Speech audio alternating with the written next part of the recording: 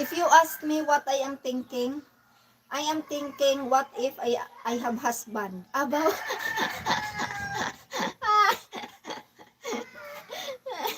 if you ask what if I have husband and I do these things and yeah, he's going to wipe my no. Aray ko. Hi. For me, if I band after don't kill my chicken. If I have husband, now after I do finish my work there, like cutting wood, my husband telling me, can you buy me a beers?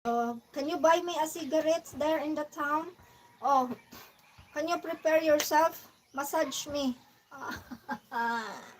Oh, diba? So it is better to be alone. At least you can do like this, no? Then there is someone that with you that make you wow, talagang